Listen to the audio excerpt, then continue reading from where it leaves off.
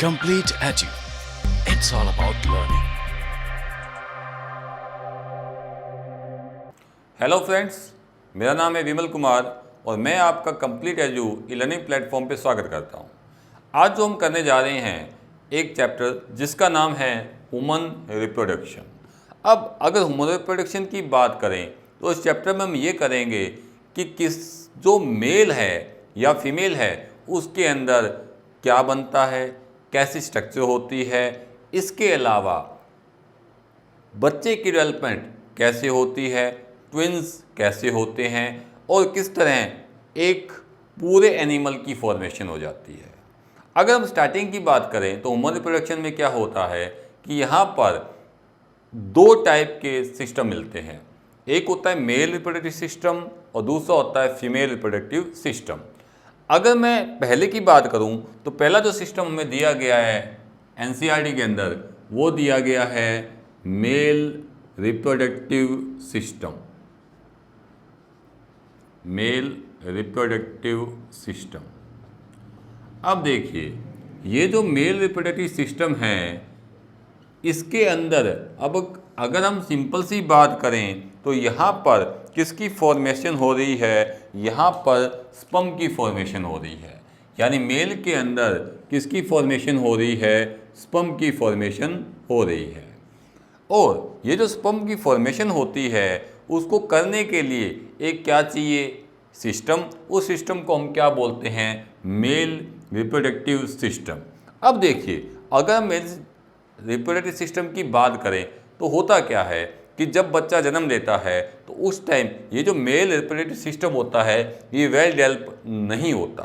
जैसे जैसे वो आगे बढ़ता है, मैच्योरिटी की तरफ जाता है, तो धीरे धीरे ये जो सिस्टम होगा वो क्या हो जाएगा, पूरा डेवलप हो जाएगा।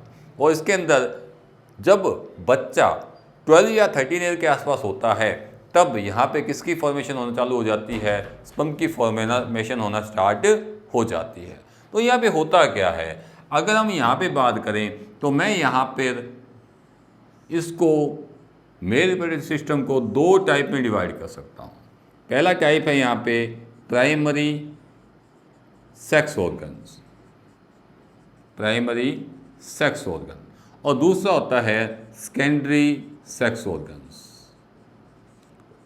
अब देखिए अगर मैं प्राइमरी की बात करूं, अब यहाँ पे दिमाग में हमारे ये आता है कि what is the primary sex organ.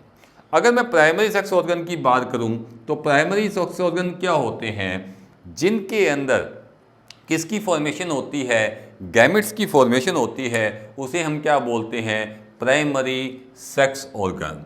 Like अगर मैं यहाँ पे बात करूँ तो यहाँ पर मेल के अंदर क्या मिलेगा, टेस्टिस, और टेस्टिस के अंदर किसकी फॉर्मेशन होती है, स्पर्म की फॉर्मेशन होती है, इसलिए हम इसे क्या बोलते हैं, प्राइमरी सेक्स ऑर्गन। अब बात आती है सेकेंडरी ऑर्गन की। तो सेकेंडरी ऑर्गन के क्या होते हैं कि जितने भी हेल्पर ऑर्गन्स होते हैं जो इसमें सहायता करते हैं किसके अंदर, मेल रिप्रोडक्टिव सिस्टम के अंदर, उसे हम क्या बोलते हैं, सेकेंडरी सेक्स ऑर्गन। अब सेकेंडरी सेक्स ऑर्गन की बात करूं तो हमारे पास में यहाँ पे क्या आएगी, कुछ स्ट्रक्चर आएगी लाइक वासा, एफ्रेंसिया, एपिडाइमस,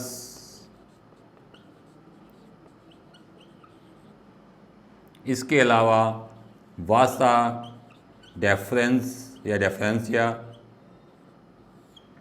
ये जो सारे होते हैं these are the all secondary sex organ. इसका पेनिस भी, ये सारे जो होते हैं these are all secondary sex organ, जो क्या कर रहे हैं, गैमेट्स नहीं बना रहे हैं, बस उस गैमेट्स को आगे तक पहुंचाने में क्या करते हैं, हेल्प करते हैं, उसे हम क्या बोलते हैं, सेकेंडरी सेक्स ऑर्गन्स बोला जाता है। अब देखिए अब अगर हम टेस्टिस की बात करें तो टेस्टिस क्या होता है, हम सभी जानते हैं हमारी बॉडी के अंदर यानी मेल बॉडी के अंदर क्या होता है, ह्यूमन बॉडी से बाहर होता है। अब यहाँ से सबसे पहला क्वेश्चन ये आता है कि जो टेस्टिस होता है वो आउटसाइड ऑफ बॉडी क्यों होता है। अब उसका रीजन क्या, देखिए अगर हम रीजन की बात करें तो रीजन के अंदर यहाँ पे जो माइक्रोब्स होते हैं अगर मैं माइक्रोब्स को कंपेयर करूँ एक बार स्पर्म से, तो माइक्रोब्स की ग्रोथ के अंदर आपने पढ़ा हुआ है कि जो माइक्रोब्स की ग्रोथ होती है वो सबसे अच्छी कब होती है, जब टेम्परेचर कितना होता है 30 डिग्री से लेकर 35 डिग्री के आसपास। अब क्वेश्चन ये आ गया, सर इससे हमें क्या लेना देना, आप माइक्रोब्स की क्यों बात कर रहे हैं, हम तो स्पर्म की बात करें, आप माइक्रोब्स की बात कर रहे हो। तो हो क्या रहा है कि जब टेम्परेचर सुटेबल होता है तब वहाँ पे माइक्रोब्स की ग्रोथ क्या होती है, ज़्यादा होती है। तो सेम कहानी यहाँ पे भी है, स्पर्म की ग्रोथ भी कहाँ पे अच्छी होगी, जहाँ पर टेम्परेचर कितने के आसपास रहेगा, 30 से लेकर 35 डिग्री के आसपास रहेगा, वहीं पे ही स्पर्म क्या होगा, सबसे अच्छा क्या होगा, डेवलप होगा। अब देखिए, अब होता क्या है कि अपनी बॉडी का जो टेम्परेचर होता है वो कितना डिग्री होता है, 37 डिग्री सेल्सियस। अगर फ़ारेनहाइट में बात करें तो 98.6 डिग्री फ़ारेनहाइट, सॉरी, ठीक है। अब देखिए, अब होता क्या है कि ये जो टेम्परेचर होता है ये स्पर्म की ग्रोथ के लिए थोड़ा ज़्यादा है, मतलब इस टेम्परेचर पे स्पर्म की जो ग्रोथ होगी वो क्या हो जाएगी, कम हो जाएगी। अब होता क्या है, अब जो टेस्टिस होते हैं वो बॉडी से बाहर मिलते हैं, तो होता क्या है कि वहाँ पे जो टेम्परेचर होता है इससे बिलो कितने कम होता है, अगर हम बात करें तो यहाँ से पे 2 डिग्री से लेकर 2.5 डिग्री क्या होता है, लेस होता है। क्या होता है, टेम्परेचर किससे लेस होता है, टेस्टिस अपनी बॉडी से। तो होगा क्या, होगा ये कि अब अगर टेम्परेचर को माइनस करें तो देखो कितना आ रहा है अपने पास में, 34 डिग्री सेल्सियस से लेकर 34.5 डिग्री सेल्सियस से लेकर कितना आ रहा है, 35 डिग्री सेल्सियस। तो मैंने अभी आपको बताया था कि माइक्रोब्स की ग्रोथ के लिए या स्पर्म की ग्रोथ के लिए सबसे अच्छा जो टेम्परेचर होता है वो कितना होता है, 30 से लेकर 35 डिग्री सेल्सियस। तो यहाँ पे आपको क्लियर हो गया होगा कि ये जो टेम्परेचर है वो कम क्यों है। तो टेम्परेचर कम इसीलिए होता है टेस्टिस के अंदर, जिससे स्पर्म की ग्रोथ क्या होती है, ज़्यादा से ज़्यादा होती है। तो होता क्या है, अगर मैं एग्जाम्पल दूँ यहाँ पे, तो जो भी मजदूर वगैरह होते हैं वो जो जहाँ पर फर्नेस का काम होता है, बहुत हाई टेम्परेचर होता है जहाँ पर, वहाँ पे क्या होता है कि वहाँ पर जो स्पर्म की प्रोडक्शन होती है उनके अंदर थोड़ी कम हो जाती है। स्पर्म का प्रोडक्शन क्या होता है उनके अंदर कम हो जाता है। तो रीज़न ये होता है कि वहाँ पर, क्योंकि टेस्टिस का टेम्परेचर कितना होना चाहिए, इतना अप्रोक्स, अब वहाँ पे जब बाहरी टेम्परेचर ज़्यादा होगा तो टेस्टिस का टेम्परेचर भी क्या हो जाएगा, थोड़ा बढ़ जाएगा, जिसकी वजह से स्पर्म की प्रोडक्शन वहाँ पे क्या हो जाती है, कम हो जाती है। तो अब आपको समझ में आ गया होगा कि जो टेस्टिस होते हैं वो आउटसाइड द बॉडी क्यों होते हैं। तो पहला क्वेश्चन ये आता है कि टेस्टिस जो होते हैं वो आउटसाइड द बॉडी क्यों होते हैं। तो क्यों होते हैं, क्योंकि जो टेम्परेचर होता है टेस्टिस का वो बॉडी टेम्परेचर से कितने कम होता है, 2 डिग्री से लेकर 2.5 डिग्री से क्या होता है, लेस होता है। ये होता है इसका क्या आंसर। अब होता क्या है, अब होता ये है कि जो टेस्टिस होते हैं आपने देखा होगा किसके अंदर मिलते हैं अपने को, एक पाउच के अंदर। मान लो ये क्या है, मेल रिप्रोडक्टिव सिस्टम का आउटर पार्ट है। अब यहाँ पे हमें क्या मिला, देखो टेस्टिस। अब यहाँ पे अगर आप देखोगे तो इस जो थैली लाइक स्ट्रक्चर है, पाउच लाइक स्ट्रक्चर है, इसको हम क्या बोलते हैं, स्कोटम। स्कोटम। अब होता क्या है कि अगर हम इस स्कोटम को रिमूव कर दें तो आपको क्या दिखाई देंगे, टेस्टिस। कितने पेयर दिखाई दे रहे हैं वो अपने पता ही है कि 1 पेयर क्या होते हैं, टेस्टिस प्रेजेंट होते हैं। किसके अंदर होते हैं, मेल के अंदर। अब अगर हम इस टेस्टिस के लेंथ की बात करें, मान लो हमने टेस्टिस ले लिया, इसकी लेंथ की बात करें ऐसे, तो ये जो लेंथ होती है टेस्टिस की वो अप्रोक्स कितनी होती है, 4 से 5 सेंटीमीटर के अप्रोक्स। अब अगर आप विड्थ की बात करते हो, चौड़ाई की बात करते हो, तो वो कितनी मिल जाएगी, 2 से 3 सेंटीमीटर होती है। तो इतनी बात आपको समझ में आ गई होगी कि कैसे कैसे अपने पास ये मिलती है। अब देखो, अब इतनी बात समझने के बाद अब हम थोड़ा आगे चलते हैं। हमने क्या किया, हमने काम कर लिया कि किसको बाहर निकाल लिया, टेस्टिस को बाहर निकाल लिया। अब मान लेते हैं कि मेरे पास में ये क्या है, टेस्टिस है। अब ये मैंने एक टेस्टिस बना लिया। अब मैंने इस टेस्टिस को क्या किया, टेस्टिस को लेने के बाद इसको मैंने कट किया।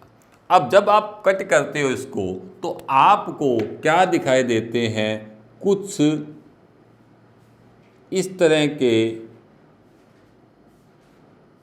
जगह दिखाई देती है, बहुत सारी जगह मिलेगी आपको। अब ये जो खाली जगह होती है, इस खाली जगह को हम क्या बोलते हैं? Testicular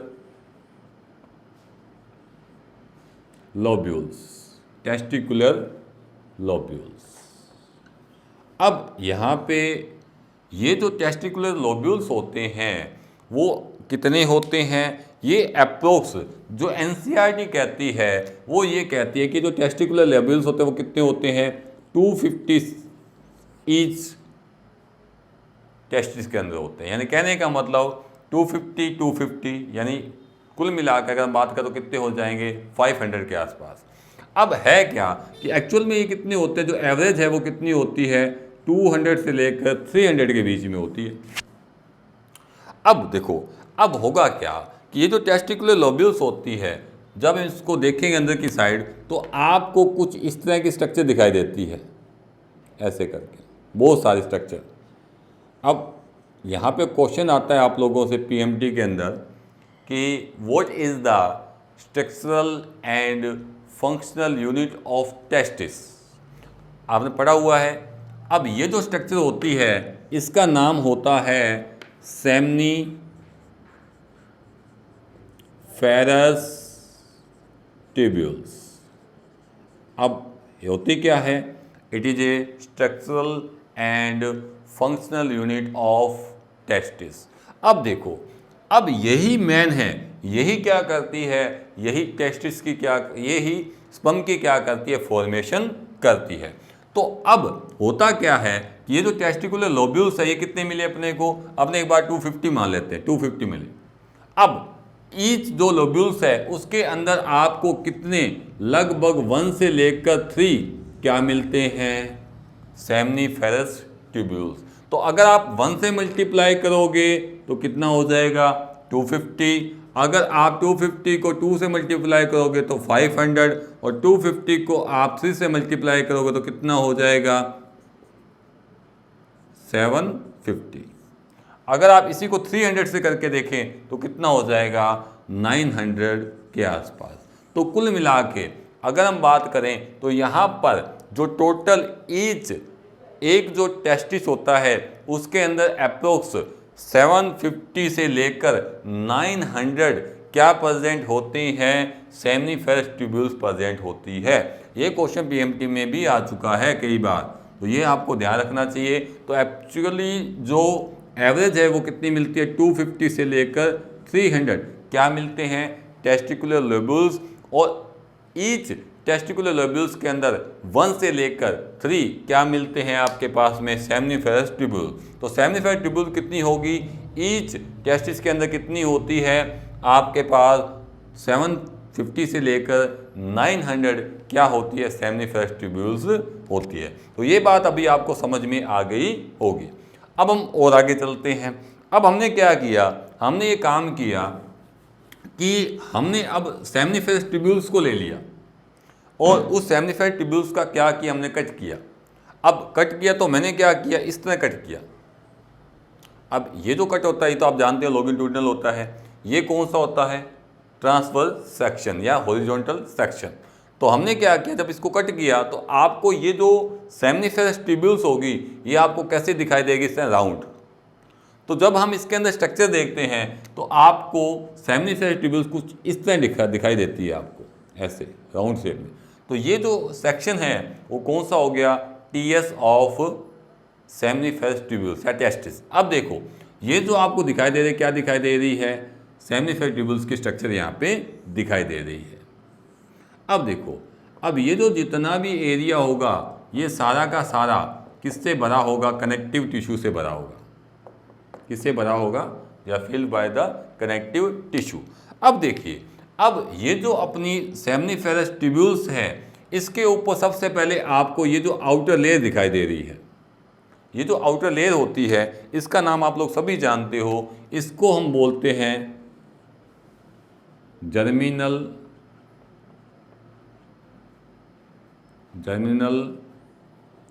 epithelium.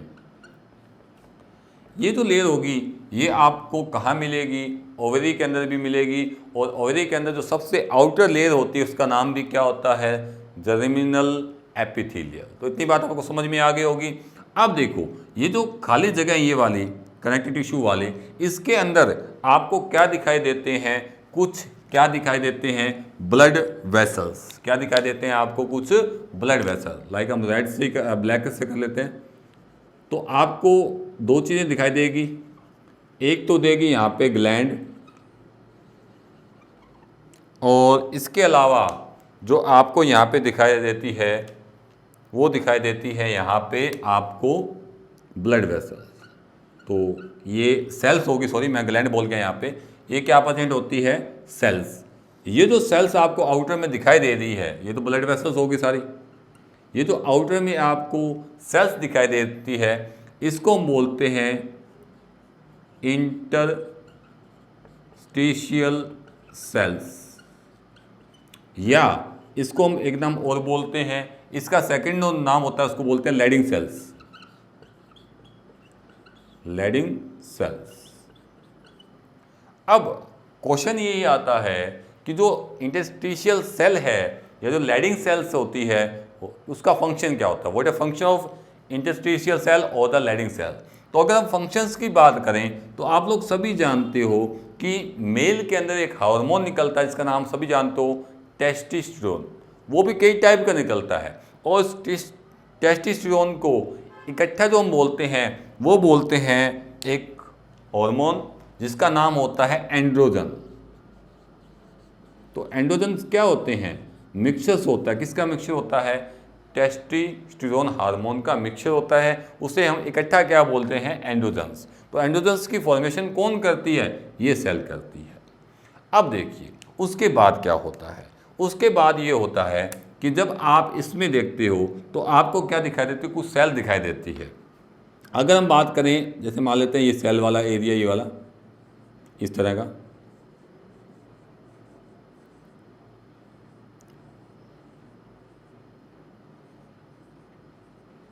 अब देखिए यहाँ पर जो ये सेल्स आपको दिखाई दे, जो मैंने अभी ब्लू कलर से बनाई है, ये जो सेल्स होती है इसका नाम होता है सर्टोली सेल्स।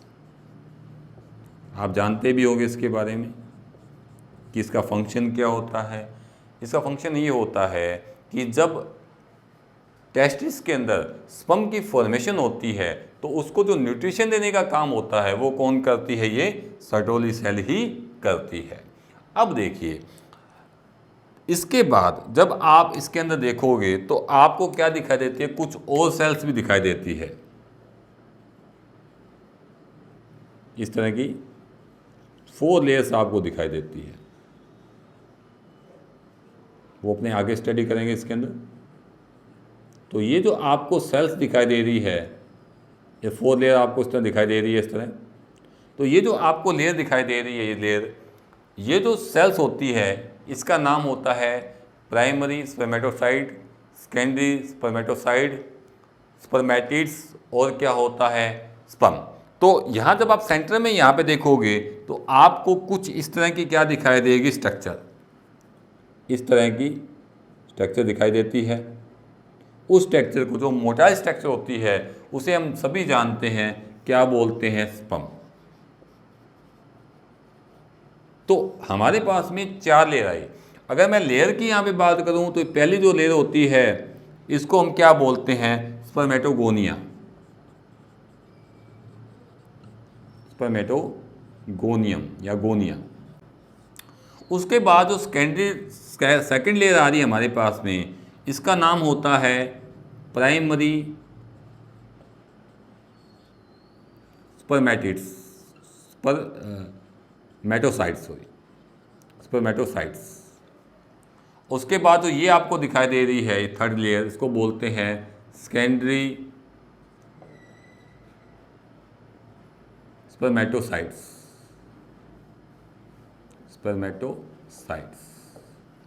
और लास्ट में जो आपको ये लास्ट स्ट्रक्चर दिखाई दे रही है जिससे आगे स्पर्म बनेंगे, उसका नाम होता है स्पर्मेटिड्स।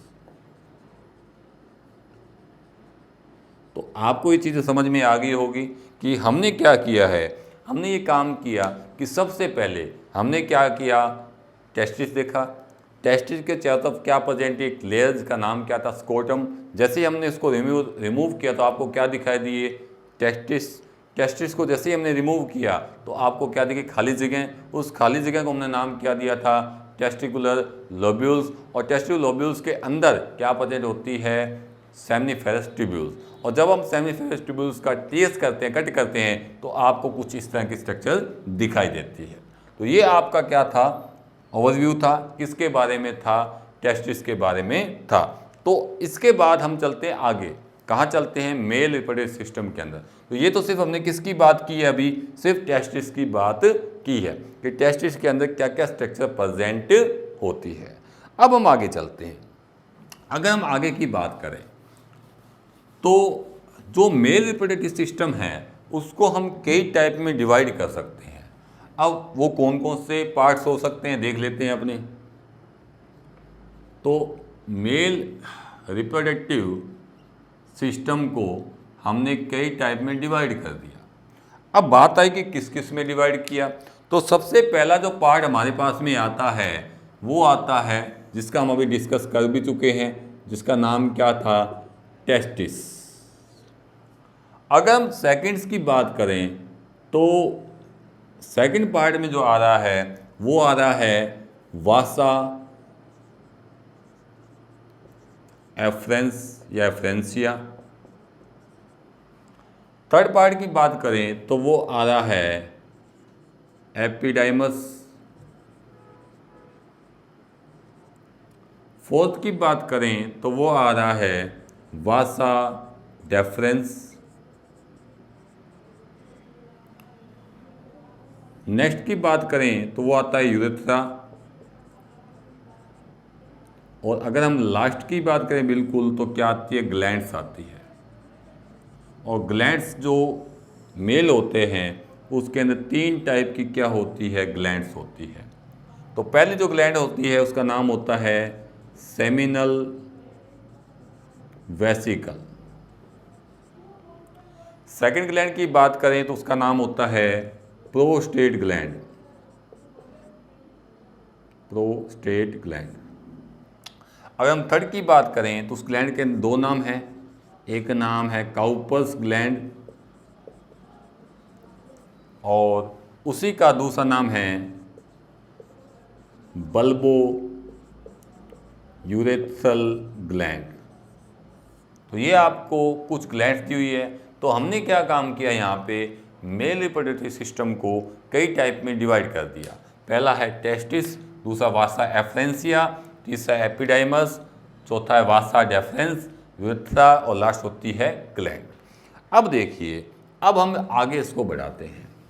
अब हम अगर टेस्टिस की बात करें तो टेस्टिस को जब हमने देखा तो हमें क्या दिखाई दिया, कुछ स्ट्रक्चर्स। अब देखो, अब हो क्या रहा है कि हम यहाँ पे मेल रिप्रोडक्टिव सिस्टम की स्ट्रक्चर बनाते हैं। जैसे लाइक ये क्या हो गया हमारे पास में, टेस्टिस। ये हमारे पास में क्या हो गया, टेस्टिस।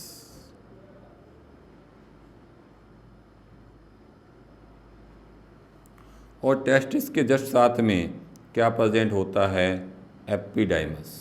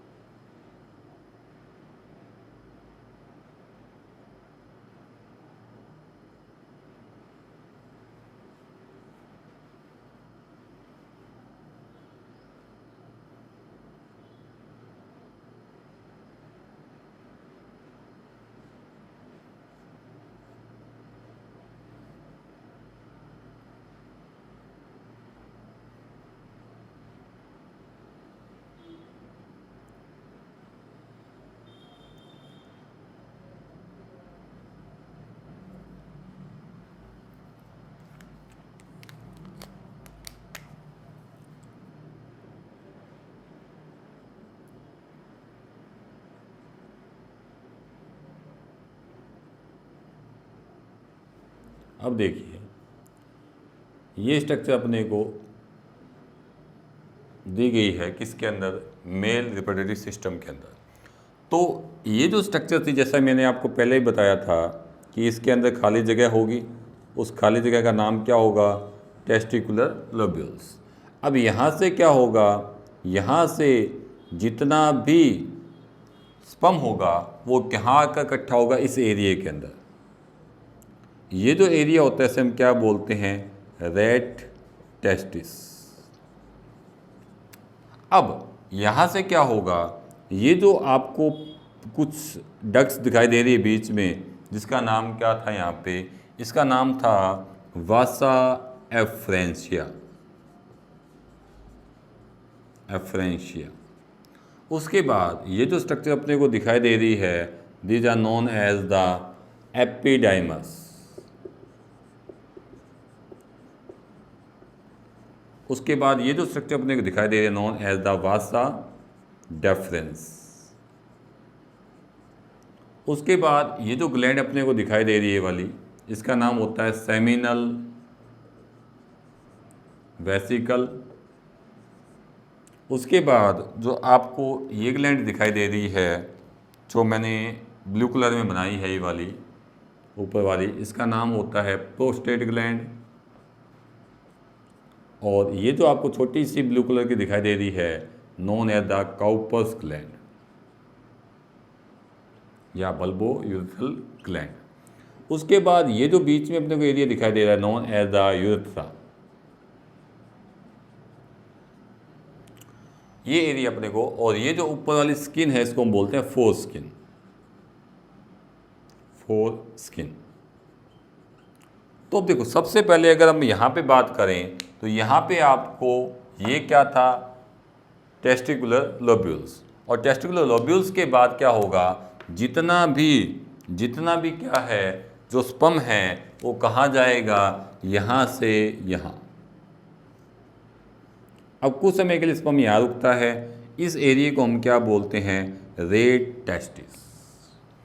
अब होगा क्या कि जब स्पर्म थोड़ा ज़्यादा हो जाएगा तो यहाँ से ये जो स्पर्म होगा वो कहाँ जाएगा, by the help of Vasa efferentia कहाँ जाएगा, ये इस जगह पे।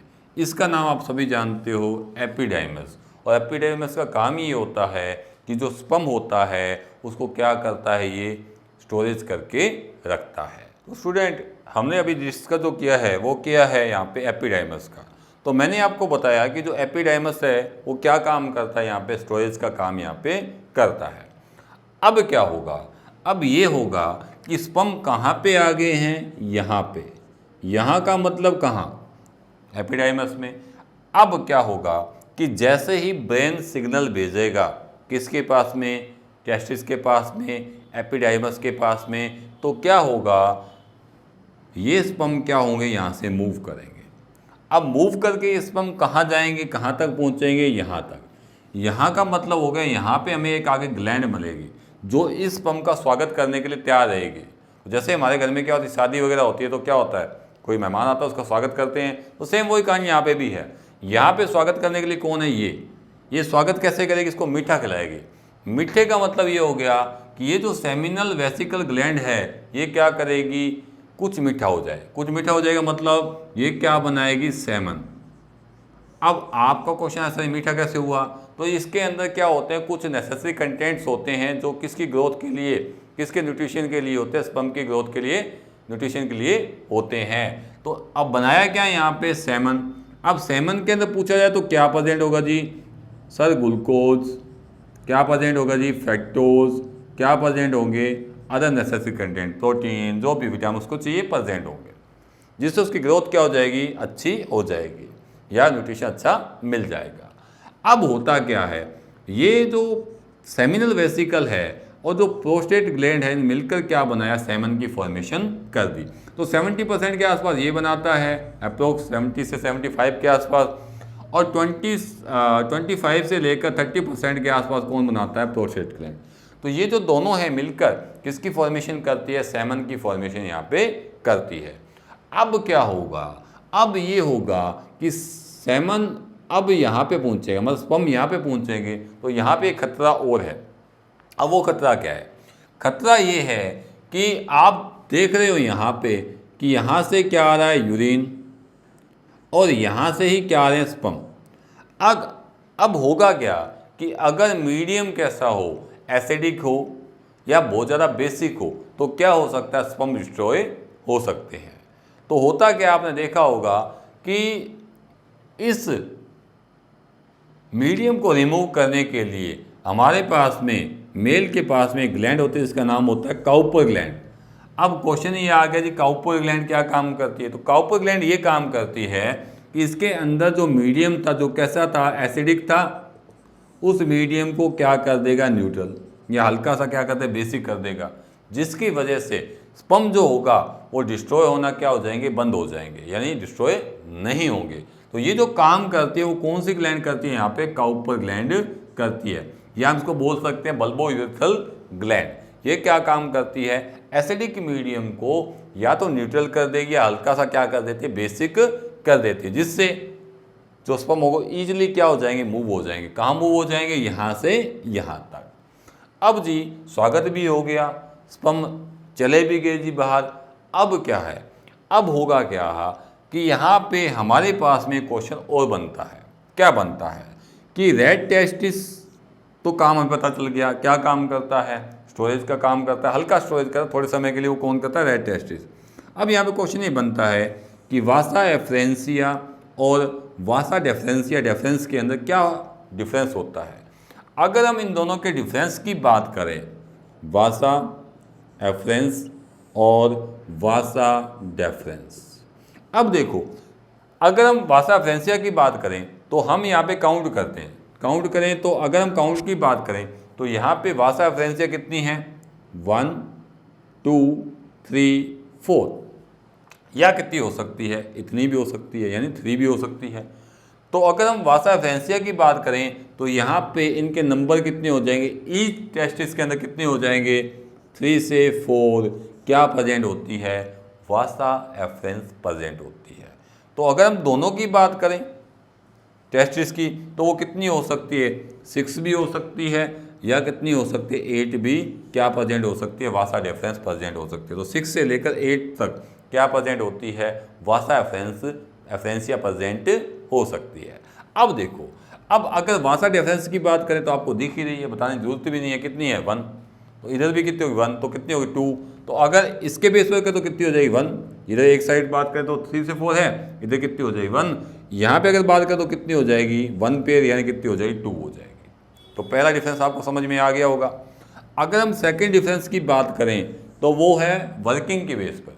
अब देखो, आपसे पूछा जाए कि वासा एफ्रेंसिया क्या काम कर रही है, तो काम आपको दिख ही रहा है, दो चीज़ों को अटैच करे, जोड़ रही है। किसको जोड़ रही है, एक तो टेस्टिस को और एक इसको जोड़ रही है एपिडाइमस को। तो इनको जोड़ने का काम किसका होता है, इसका काम किसका होगा, वासा एफ्रेंसिया का।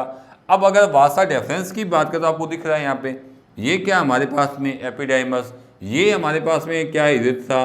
तो यूरेथ्रा और एपिडाइमस को अटैच करने का जो काम करती है, जोड़ने का जो काम करती है, वो कौन करती है, वासा डेफरेंस करती है। तो ये क्या काम करेगी, एपिडाइमस को किसके साथ में जोड़ेगी, यूरेथ्रा के साथ में जोड़ने का ये काम करती है। तो ये डिफरेंस हो गया किसके बीच में, वासा एफ्रेंसिया और किसके बीच में, वासा डेफरेंसिया के बीच में डिफरेंस हो गए। अब होता क्या है कि ये जो फोरस्किन होती है, जब ये क्या करती है, सिग्नल भेजती है ब्रेन के पास, तो ब्रेन भी क्या करता है, इसके पास सिग्नल भेजता है, किसके पास, टेस्टिस के पास में। क्या सिग्नल भेजता है कि स्पर्म को क्या करो, रिलीज करो। तो ये जो काम होता है वो कौन करता है, यहाँ पे फोरस्किन करता है। जैसे फोरस्किन मूवमेंट करेगी तो क्या होगा, सिग्नल ब्रेन तक पहुँचेंगे, ब्रेन कहाँ भेजेगा, टेस्टिस के मेल के अंदर, और क्या रिलीज हो जाएंगे, स्पर्म रिलीज हो जाएंगे। किससे, वासा एफ्रेंसिया थ्रू कहाँ जाएंगे, वासा डिफरेंस के थ्रू कहाँ चले जाएंगे, यूरेथ्रा में चले जाएंगे। तो ये जो काम करते हैं वो कौन करते हैं, अपनी बॉडी के अंदर मेल रिप्रोडक्टिव सिस्टम काम ये करता है। तो स्टूडेंट, ये जो हमारा पार्ट था वो आज इतना ही। अगले पार्ट में हम मिलते हैं। हमसे जुड़ने के लिए हमारे YouTube चैनल को सब्सक्राइब कीजिए, हमारे इंस्टा और फेसबुक पेज को लाइक कीजिए। Thank you.